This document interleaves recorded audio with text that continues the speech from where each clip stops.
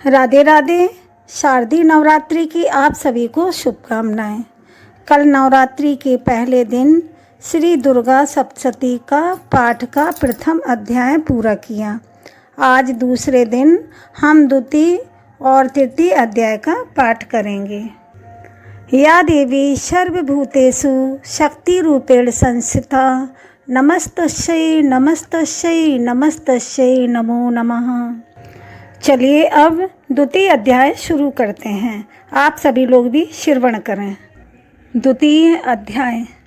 देवताओं के तेज से देवी की उत्पत्ति और महिषासुर सैन्य का विनाश। विनियोगार्थ।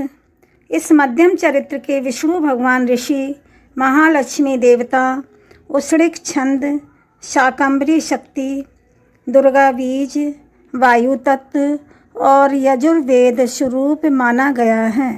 श्री महालक्ष्मी की प्रसन्नता के निर्मित मध्यम चरित्र के पाठ में इसका विनियोग वर्णित है।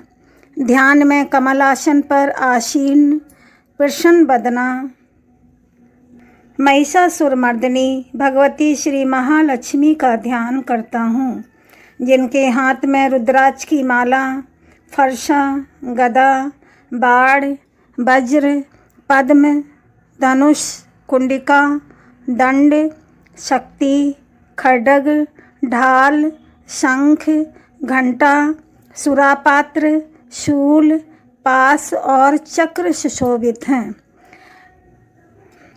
ऋषि ने कहा, प्राचीन काल में देवताओं और दानवों में 100 वर्ष तक तुमुल युद्ध हुआ था।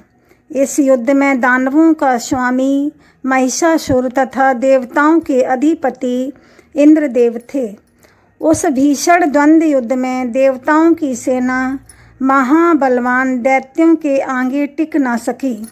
समस्त देवताओं पर विजय लाभ करके दैत्यराज महिषासुर ने इंद्र के सिंहासन पर अपना आधिपत्य जमा लिया। तदंतर हारे हुए सभी देवगण सृष्टिकर्ता ब्रह्मा जी को अगुआ बनाकर उस स्थान पर गए जहाँ भगवान शिव तथा विष्णु विराजमान थे। वहाँ जाकर देवताओं ने महिषासुर के शौर्य तथा अपनी पराजय का आद्योपांत वर्णन किया। देवताओं ने कहा, हे भगवान, महाबली महिषासुर सूर्य, चंद्र, अग्नि, वायु, इंद्र, यम, वरुण तथा अन्यान्य देवताओं के अधिकार हस्तगत करके स्वयं ही सब देवों का स्वामी बन गया है।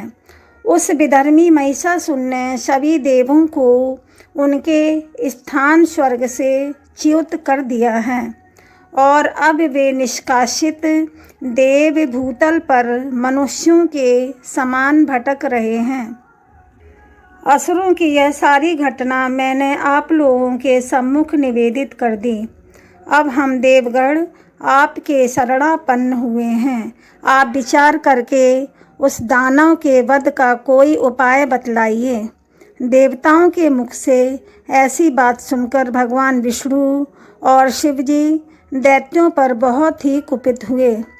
इस कांड से उन देवादिदेव की भुएं चढ़ गईं और मुंह टेढ़ा हो गया। तदंतर अत्यंत क्रोधित चक्रपाणी विष्णु भगवान के मुख से एक महान तेज का आविर्भाव हुआ। फिर ब्रह्मा और शंकर जी के शरीर से भी वैसा ही तेज निकला। इसी प्रकार इंद्रादि अन्य देवों के शरीर से भी उसी प्रकार का तेज पुंज उत्पन्न हुआ। निकलने के बाद ही वे सभी तेज पुंज परस्पर मिलकर एक हो गए। वह महान तेज पुंज ज्वलंत पर्वत के सदृश जान पड़ने लगा। देवताओं ने देखा कि उसकी ज्वालाएं समस्त दिगंतों में व्याप्त हो रही हैं। समस्त देवों के शरीर से प्रादुर्भूत तेज पुंज अतुलनीय था। उस तेज पुंज के एक साथ मिलित होने से वह नारी के रूप में परिवर्तित हो गया और अपने प्रकाश से प्रकाशित होकर त्रिलोक में छा गया। भगवान शिव के शरीर से निकले हुए तेज के द्वारा महामाया देवी का मुख्य प्रकट हुआ। यमराज के तेज से देवी के सिर के केश निकले और विष्णु भगवान के तेज से उनकी भुजाओं का निर्माण हुआ। चंद्रमा के तेज से स्तनद्वय, इंद्र के तेज से कटिभाग, वरुण के तेज से जांग तथा पैर की पिंडली और पृथ्वी के तेज से नितंब की उत्पत्ति हुई।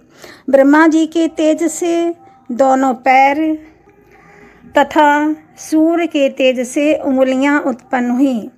अष्टवसुओं के तेज से हाथों की अंगुलियां और कुबेर के तेज से नासिका निर्माण हुआ। प्रजापति के तेज से दंतावली तथा अग्नि के तेज से 3 नेत्रों का प्रादुर्भाव हुआ। संध्या के तेज से भ्रुकुटी, दोनों भौएं, वायु के तेज से कान उत्पन्न हुए थे। इसी प्रकार अन्य सभी देवों के मिलित तेज से देवी की उत्पत्ति हुई। संपूर्ण देवी के मिलित तेज से प्रादुर्भूत उस देवी की मूर्ति को देखकर महिषासुर द्वारा संतप्त देवता लोग अत्यंत प्रमुदित हुए। पिनाकी शंकर भगवान ने अपने प्रमुख अस्त्र शूल में से एक शूल उन्हें दिया। फिर भगवान विष्णु ने अपने चक्र से दूसरे नए चक्र का निर्माण करके देवी को प्रदान किया। वरुण देव ने शंख, अग्निदेव की शक्ति, वायु ने धनुष तथा बाण से पूरित 2 तरकस देवी को अर्पित किए। सहस्त्र लोचन देवराज इंद्र ने अपने वज्र से निर्मित एक वज्र तथा ऐरावत हाथी से उतारकर 1 घंटा अर्पण किया। यमराज ने काल दंड द्वारा प्रादुर्भूत दंड, वरुण ने पाश, प्रजापति ने स्फटिकाक्ष की माला और सृष्टिकर्ता ब्रह्मा जी ने उन्हें अपना कमंडलु अर्पित किया।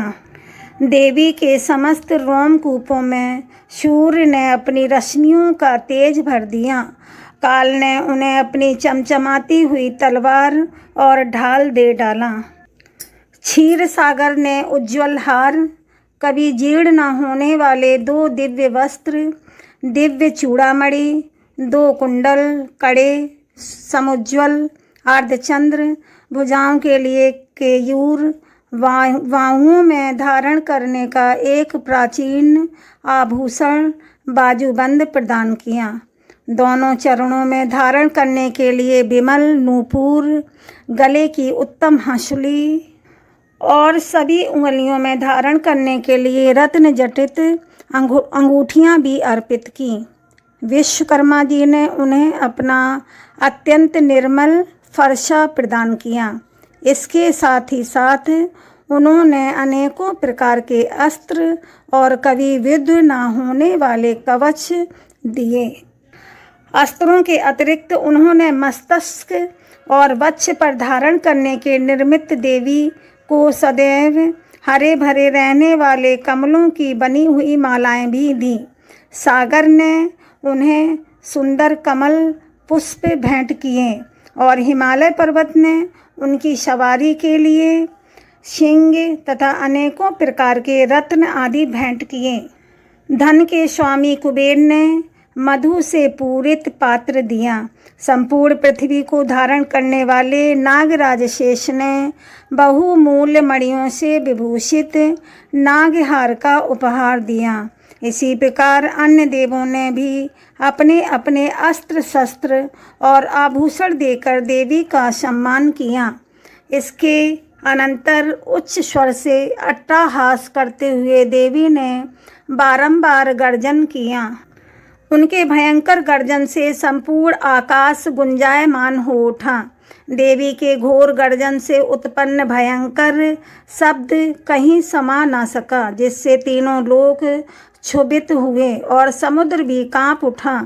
पृथ्वी में भूकंप आ गया और समस्त पर्वत हिलते हुए थरथराने लगे। उस समय देवताओं ने अत्यंत प्रसन्न होकर भगवती सिंहवासिनी देवी का सिंहवाहिनी देवी का जय जयकार किया। इसके पश्चात महर्षियों ने भी नतमस्तक होकर देवी की स्तुति की। समस्त विश्व को क्षुब्ध देखकर असुर लोग अपनी संपूर्ण सेना को कवचादि से सज्जित कर हाथों में अपने आयुधों को लेकर एकाएक उठ खड़े हुए। उस समय महिषासुर अत्यंत क्रुद्ध होकर बोल उठा, आहा, यह सब क्या हो रहा है। तदंतर संपूर्ण असुरों से घिरा हुआ वह महिषासुर देवी की भयंकर नाद की ओर लक्ष्य करके दौड़ पड़ा। उसने सबसे आगे जाकर देखा, वह देवी अपनी अलौकिक प्रतिभा से त्रिलोक को प्रकाशित कर रही थी। उनके पदभार से पृथ्वी रसातल में बोझिल होकर दबी जा रही थी। मस्तक के मुकुट से आकाश में रेखा सी खिंची हुई दिख रही थी तथा वे अपने धनुष के टंकार से सप्त पाताल लोकों को क्षुभित कर रही थीं।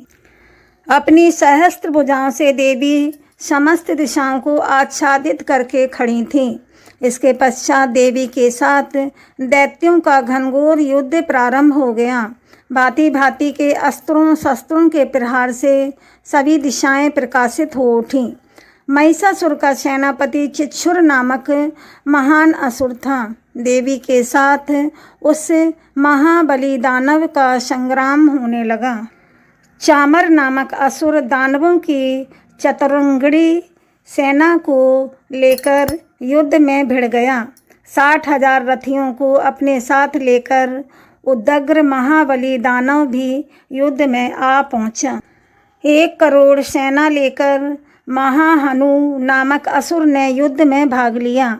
असीलोमा नामक महादानव 500 रथियों के साथ युद्ध स्थल में आ पहुंचा। उसके शरीर के रोंगटे तलवार की धार के सदृश तीखे और पैने थे। उस रणभूमि में वाष्कल नामक दैत्य अपने साथ 60 लाख सेना लेकर लड़ने लगा। परिवारित नामक असुर हाथी सवार, घुड़सवार आदि की टोलियों के साथ 1 करोड़ की विशाल सेना के साथ युद्ध भूमि में उतर आया। विड़ाल नामक दैत्य 5 अरब रथियों के साथ लड़ने लगा। इनके अतिरिक्त और भी सहस्त्रों महादैत्य रथ हाथी और घुड़सवारों की सेना की सहायता से युद्ध करने में लग गए। उस रणस्थल में कोटि कोटि सहस्त्र रथ हाथी और घोड़ों की सेना से घिरा हुआ स्वयं महिषासुर उपस्थित था। वे अगणित दानव देवी के साथ तोमर, बिंदीपाल, शक्ति, मूसल, खड्ग, परशु, पट्टिस नामक अस्त्र शस्त्र का प्रहार करते हुए युद्ध में लगे थे। कुछ एक दैत्यों ने मिलकर देवी पर शक्ति का प्रहार किया, कुछ एक ने अपने पास फेंके। कुछ अन्य दैत्यों ने देवी के वध के उद्देश्य से उन पर खड्ग का प्रहार किया। देवी ने क्रुद्ध होकर लीला स्वरूप अपने अस्त्र शस्त्रों की भीषण वर्षा से उन दानवों के निक्षिप्त अस्त्रों को सहज में ही काट दिया। उनके मुख कमल पर परिश्रम या क्लांति का लेस मात्र भी चिन्ह नहीं दिखाई पड़ता था। देवताओं और ऋषि उनका स्तुति गान कर रहे थे तथा वह महामाया परमेश्वरी उन दैत्यों पर अपने अस्त्र शस्त्रों की बौछार कर रही थी। देवी का वाहन सिंह भी क्रुद्ध होकर अपने गर्दन के केशों को हिलाता हुआ दैत्यों की सेना में इस प्रकार भ्रमण करने लगा, मानो किसी वन में दावा अग्नि फैलकर क्रमशः बढ़ रही हो। देवी ने रणस्थल में युद्ध करते हुए दानवों के साथ जितने श्वास छोड़े वे सभी सैकड़ों हजारों गणों के रूप में परिणत हो गए। हाथ में परशु, भिंदीपाल, खड्ग तथा पट्टिस आदि अस्त्रों द्वारा दानवों से युद्ध करने में लग गए।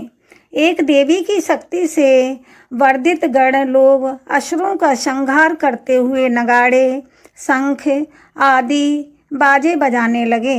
उस सम्रांगण में कितने ही गढ़ मृदंग आदि बाजे बजा रहे थे। इसके पश्चात देवी ने त्रिशूल, गदा, तलवार चलाकर तथा शक्ति की वर्षा करके सैकड़ों असुरों का विनाश कर दिया। कितने ही राक्षसों को घंटे की भयंकर आवाज़ से अचेत करके वध कर दिया। अनेकों दैत्यों को देवी ने अपने पास में बांधकर भूमि पर घसीटा और कितने ही दानव उनकी पैनी तलवार के प्रहार से दो दो टुकड़ों में विभक्त हो गए। कितने ही राक्षस उनकी गदा के आघात से आहत होकर धराशायी हो गए।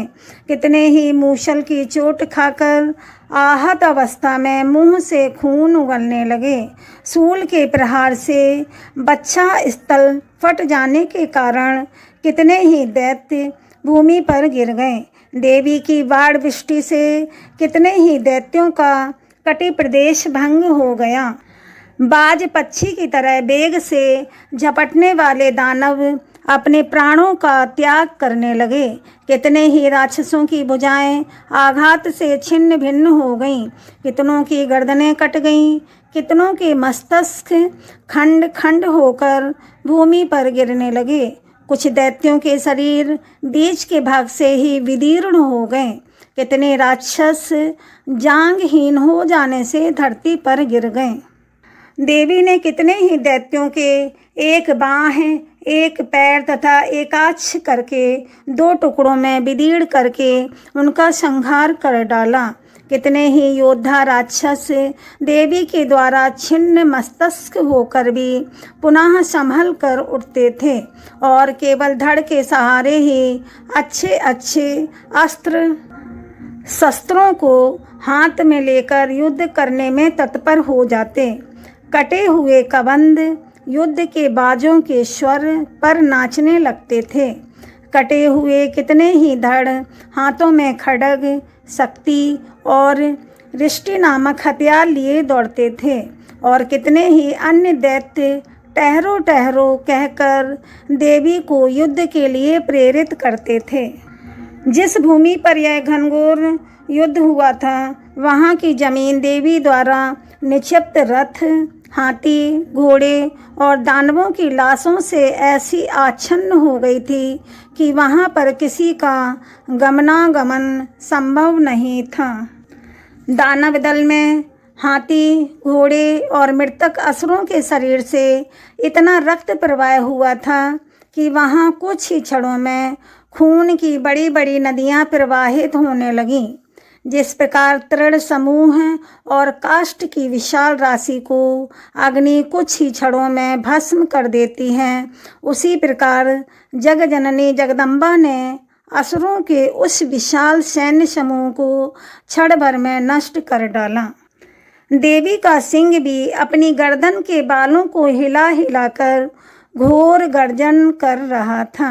कितने ही दैत्यों की उस गुरु गर्जन से ही मानो प्राण पखेरु निकले जा रहे थे।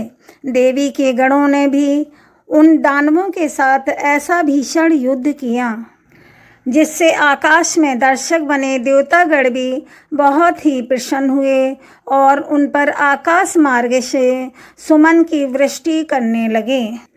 द्वितीय अध्याय समाप्त। बोलो माँ शेरोवाली की। तृतीय अध्याय महिषासुर वध। ध्यान। जगदम्बिका के श्रीअंगों की शोभा सहस्त्रों उदित होते हुए सूर्यों के तुल्य हैं। उनकी रक्तवर्ण की साड़ी के साथ गले में मुंडमाला सुशोभित हो रही हैं। दोनों स्तन उनके रक्त चंदना अर्चित हैं। उनके कर कमलों में जपमाला, विद्या, अभय तथा वर नामक ये 4 मुद्राएं शोभा पा रही हैं। उनका मुख कमल त्रिनेत्रों से युक्त होकर शोभायमान हो रहा है। मस्तक पर रत्न जड़ित मुकुट के साथ ही चंद्रमा भी विराजमान है। ये स्वयं कमल आसन पर आसीन है। ऐसी देवी को मैं भक्ति युक्त चित्त से नमस्कार करता हूँ। ऋषि ने कहा, इस प्रकार दानवी सेना का संहार होते हुए देखकर सेनापति छिछुर क्रोधित होकर अंबिका देवी से युद्ध करने के लिए उनके सम्मुख आया।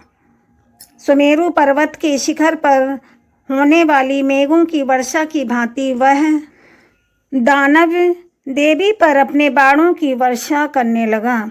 तत्पश्चात देवी ने अपने बाणों से उसके बाण समूहों को अनायासी नष्ट करके उसके सारथी और रथ के घोड़ों को मार डाला। इसके साथ ही उसके धनुष तथा ध्वजा को भी काटकर फेंक दिया। धनुष के कट जाने पर उसके समस्त अंगों को अपने बाणों से छेद डाला। अपने धनुष, रथ, घोड़े और सारथी के नष्ट हो जाने से वह दानव अपनी तलवार और ढाल को लेकर देवी की ओर झपटा। उसने तेज धार वाली तलवार से सिंह के मस्तक पर आघात करके देवी की बाईं भुजा में अत्यंत वेग से प्रहार किया। राजन, देवी की बाएं के स्पर्श से वह तलवार भग्न हो गई। अपना प्रहार निष्फल होते देखकर उस राक्षस ने क्रोध से रक्त नेत्र करके हाथों में शूल उठाया। तब उस महादानव ने देवी भद्रकाली के ऊपर अपना शूल चलाया। वह आकाश मंडल से गिरते हुए सूर्य मंडल के समान अपने तेज से देदीप्यमान हो गया। बड़े वेग से उस शूल को अपनी ओर आते देखकर प्रत्युत्तर में देवी ने भी अपना शूल चलाया। देवी के शूल के प्रहार से दानव शूल के सैकड़ों खंड हो गए। साथ ही उस शूल के द्वारा महाबली सेनापति छिछुर का प्राणांत हो गया। महिषासुर के महावीर सेना नायक छिछुर के वधोपरांत देवताओं का पीड़क चामर नामक राक्षस हाथी पर सवार होकर लड़ने के लिए आया।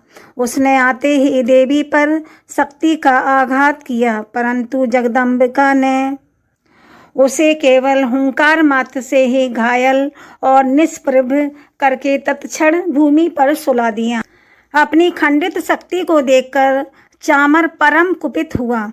क्रोध में भरकर उसने शूल का वार किया, किंतु देवी ने उस शूल को अपने बाणों द्वारा काट गिराया। इतने में अवसर पाकर देवी का सिंह हाथी के मस्तक पर उछल पड़ा और दानव के साथ बाहु युद्ध करने को उद्यत हुआ। वे दोनों लड़ते लड़ते हाथी से भूमि पर उतर आए और अत्यंत क्रोधित होकर परस्पर प्रचंड प्रहार करते हुए लड़ने लगे। तत्पश्चात देवी का सिंह पंजों के प्रहार से चामर का सिर धड़ से भिन्न कर दिया। इसी प्रकार उदग्र दैत्य पत्थरों और वृक्षों की चोट खाकर रण स्थल में देवी के हाथों मारा गया और कराल राक्षस भी दांतों, घूसों एवं थप्पड़ों की मार से भूमि पर गिर पड़ा। गदा के प्रहार से देवी ने उद्यत नामक राक्षस को चकनाचूर कर दिया। बिंदीपाल से वाष्कल एवं बाणों से ताम्र तथा अंधक को यमराज के घर भेज दिया। त्रिनयना परमेश्वरी ने अपने त्रिशूल से उग्राश, उग्रवीर तथा महाहनु नामक दानवों को मार गिराया। बिड़ाल दैत्य के मस्तक को तलवार के आघात से मुंडहीन कर दिया। दुर्धर और दुर्मुख नामक दोनों राक्षसों को अपने बाणों से बींध कर यमालय में भेज दिया। इस प्रकार अपनी सेना का क्षय होते देखकर महिषासुर ने भैंसे का रूप बनाकर देवी के गणों को त्रस्त करना प्रारंभ किया। वह राक्षस किसी किसी को थूथुन से मारकर, किसी किसी पर खुरों के प्रहार से, किसी किसी को पूंछ की चोट से और कुछ को अपने सींगों से विदीर्ण कर दिया। कुछ गणों को प्रबल वेग से, किसी को सिंहनाद के द्वारा, किसी को घुमाकर और कितने को ही अपने निःश्वास वायु के झोंके से भूमि पर गिरा दिया। इस प्रकार गणों की सेना को तितर बितर करके वह राक्षस भगवती के सिंह को मारने के लिए वेग से झपट पड़ा। इससे महामाया को अतीव क्रोध उत्पन्न हुआ। उधर महाबलशाली महिषासुर भी क्रुद्ध होकर भूमि को अपने खुरों से खोदने लगा और अपने सींगों से उठा उठाकर बड़े बड़े पर्वतों को फेंककर गर्जन करने लगा। उसके वेग के घुमाने से कारण पृथ्वी अत्यंत क्षुभित होकर फटने से लगी। उसकी पूंछ से टकराकर सागर पृथ्वी को जलमग्न करने लगा। हिलते हुए सींगों के प्रहार से बादलों के समूह छिन्न भिन्न हो गए। उसके श्वास की प्रबल वायु के कारण उड़ते हुए सैकड़ों पर्वत आकाश से भूमि पर गिरने लगे। उस महादानव को क्रोध की मुद्रा में अपनी ओर लक्ष्य देखकर चंडिका देवी ने भी उसको मारने के लिए उस पर महान क्रोध प्रकट किया। सर्वप्रथम देवी ने अपने पास फेंककर उस महाबली असुर को बांध लिया।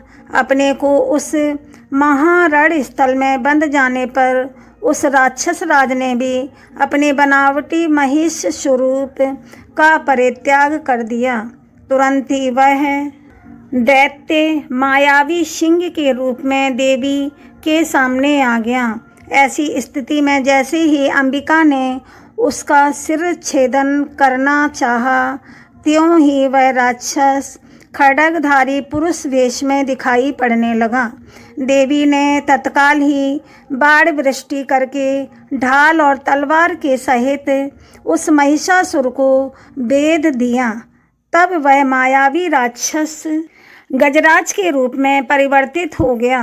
गजराज के वेश में वह राक्षस अपनी सूंड से देवी के विशाल सिंह को खींचने और गरजने